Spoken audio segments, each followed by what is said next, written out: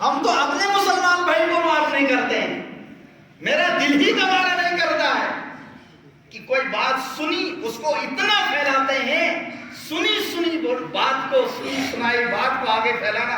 حضور نے فرمایا کفا بالمرء کذبا ان یحدث بکل ما سمع. آدمی کا جھوٹا ہونے کے لیے اتنا کافی ہے کہ وہ سنی سنائی بات کو بیان کرتا ہے، پھیلاتا ہے.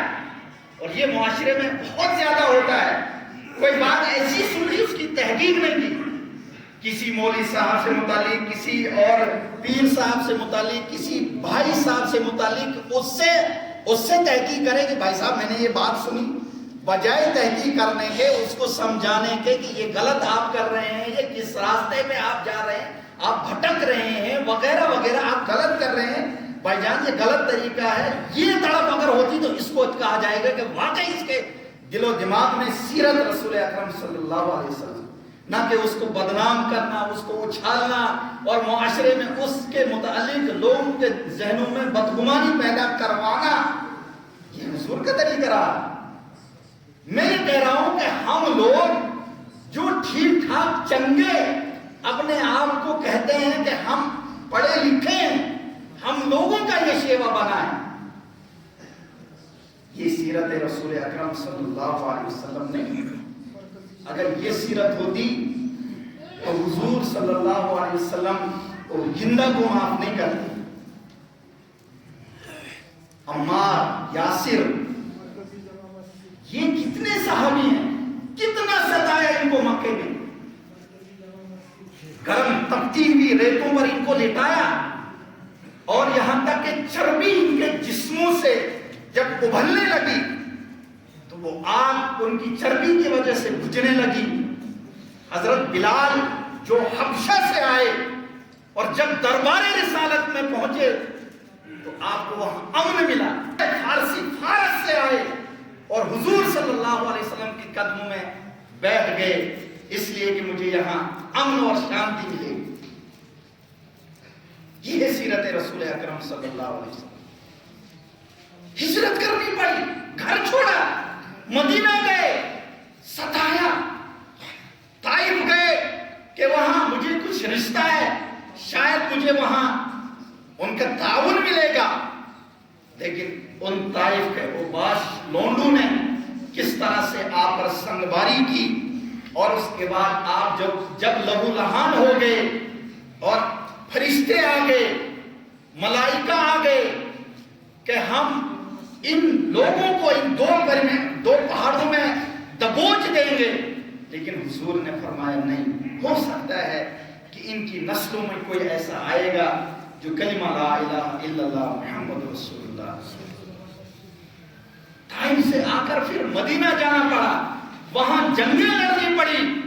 جب مکہ فتح ہوا واپس پھر مکے میں آئے، اور اس وقت جب آپ اقتدار میں تھے، لوگوں کا لاکھوں کی تعداد میں آپ کے ساتھ جتھا تھا، اور ہر کوئی جنہوں نے آپ کو ستایا تھا، آپ کو گھر سے نکالا تھا، یہ کہہ رہا تھا کہ اب تو ہماری باری آ گئی.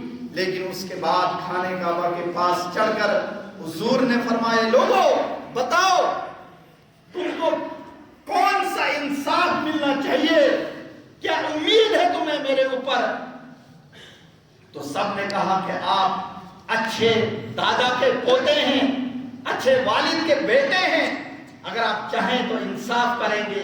حضور نے فوراً اعلان کر دیا لا تثریب علیکم اليوم، آج کسی کے اوپر کوئی ظلم و زیادتی نہیں ہوگی. یہ سیرت رسول اکرم صلی اللہ علیہ وسلم، جو حد سے زیادہ محبت کرتے تھے اپنے چچا حضرت حمزہ سے، اور اپنے چچا کے جو کان چبائے جن کو مسلح کر دیا تھا، جسم کے ٹکڑے ٹکڑے کر دیے تھے ہندا نے، آپ نے ان کو معاف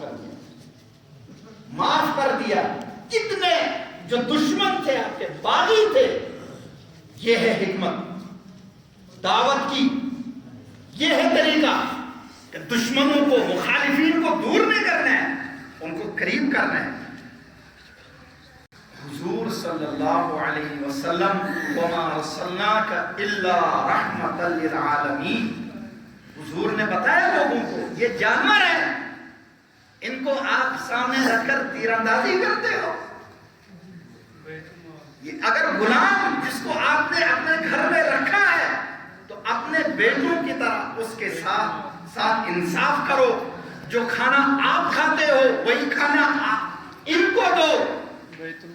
اس ہمارے ملک میں یہاں شودروں کے ساتھ یہاں ایک ایسا من گھڑت عقیدہ گھڑ لیا تھا، اور کچھ ایسے لوگ ہیں کہ ان کے بارے میں یہ عقیدہ ہے کہ ان کو پیڑ سے پیدا کیا گیا ہے، اور کچھ کھتری ہیں، کچھ شودر ہیں، کچھ کے بارے میں یہ عقیدہ ہے کہ ان کو پیر سے پیدا کیا گیا ہے. ان سے خدمت لی جاتی تھی دن میں، اور رات کو ان کو بھگا دیا جاتا تھا شہروں سے. یہ سارے ظلم و زیادتیاں اس دھرتی پر ہوتے تھے، اور آج بھی ہو رہے ہیں. آپ یو پی میں دیکھیے، آپ مختلف ہمارے اس بھارت کے مختلف اسٹیٹ میں دیکھیے، آئے دن آپ اخبار کو پڑھیے، سینکڑوں واقعات آپ کو دیکھنے ملیں گے کہ جس میں ہمارے جو بہت سارے ایسے مسلمان کے علاوہ جو دلت ہیں ان کے ساتھ ظلم و زیادتی کی جاتی ہے، ان کے ساتھ رشتے نہیں ہوتے، ان کو اپنے یہاں پوجا پاٹ کے لیے نہیں بلایا جاتا، ان کے برتنوں میں کھانا نہیں کھایا جاتا ہے. حضور اکرم صلی اللہ علیہ وسلم نے فرمایا کہ نہیں، اسلام میں مساوات ہے، برابری ہے، اسلام میں اونچ نیچ بھید بھاؤ بالکل نہیں ہے. اور حضور اکرم نے جو آخری خطبہ جو اس اونٹنی پر بیٹھ کر دیا اور فرمایا کہ کسی شہری کو کسی دیہاتی پر کوئی فوقیت نہیں ہے، کسی کالے کو کسی گورے پر کوئی فوقیت نہیں ہے، کسی امیر کو کسی غریب پر کوئی فوقیت نہیں ہے، سب برابر ہیں، سب برابر ہیں.